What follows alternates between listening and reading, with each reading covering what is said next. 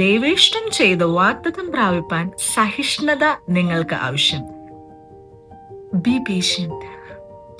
ഞാൻ എന്ത് പറയാൻ കാരണം എന്താന്ന് വെച്ച് കഴിഞ്ഞാൽ, ഞാനിപ്പോ ഏറ്റവും കൂടുതൽ കേൾക്കുന്ന ഒരു കാര്യമാണ്, നിസി എന്നാ നീ കല്യാണം കഴിക്കുന്നത്?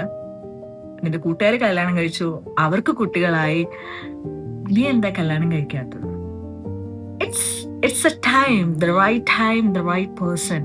നിങ്ങളൊരു പ്രാർത്ഥിക്കുന്ന കുട്ടിയാണെങ്കിൽ നിങ്ങളുടെ ലൈഫ് ഗൈഡ് ചെയ്യുന്നത് ബൈ ഗോഡ്. നിങ്ങളുടെ future it is in God's hand. So don't worry about what happen with others. എനിക്ക് ഭയങ്കര സ്ട്രെസ് വരാറുണ്ട്, അല്ലെങ്കിൽ പ്രഷേഴ്സ് വരാറുണ്ട്. എൻ്റെ അമ്മ ചിലപ്പോൾ ഒക്കെ ഇരുന്ന് കരയാറുണ്ട്, എല്ലാവരും കല്യാണം കഴിച്ചു, എല്ലാവർക്കും ബേബീസ് ഒക്കെ ആവണു എന്നൊക്കെ പറഞ്ഞിട്ട് കരയാറുണ്ട്. അപ്പോൾ ഞാൻ അമ്മേനോട് പറയും, തമാശക്കാണെങ്കിലും പറയും, വിഷമിക്കണ്ടാകുമ്പോൾ ഞാൻ കല്യാണം കഴിക്കും, ഉറപ്പായിട്ടും കല്യാണം കഴിക്കും ഞാൻ പറയാറുണ്ട്. But I have trust in the God who created me. ഒന്നിനെ കുറിച്ചും ഭാരപ്പെടണ്ട, കാരണം എൻ്റെ ഫ്യൂച്ചർ ഹോൾഡ് ചെയ്യുന്ന ഒരു ദൈവം എനിക്കുണ്ട്.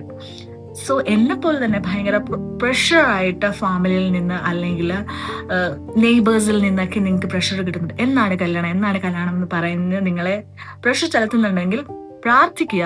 റൈറ്റ് ആയിട്ടുള്ള റൈറ്റ് പേഴ്സൺ നിങ്ങളുടെ ലൈഫിലേക്ക് കടന്നു വരുവാൻ ദൈവസന്നിധിയിൽ എന്നും പ്രാർത്ഥിക്കുക. കർത്താവ്, എൻ്റെ ലൈഫിലേക്ക് കടന്നു വരുന്ന പാർട്ട്ണർ എന്നെ മനസ്സിലാക്കുന്ന ആളായിരിക്കണം, എന്നെയും എൻ്റെ ഫാമിലിയെയും നന്നായിട്ട് നോക്കുന്ന ആളായിരിക്കണം, എൻ്റെ ദൈവത്തിന്റെ ഇഷ്ടത്തിനനുസരിച്ച് ജീവിക്കുന്ന ഒരാളായിരിക്കണം.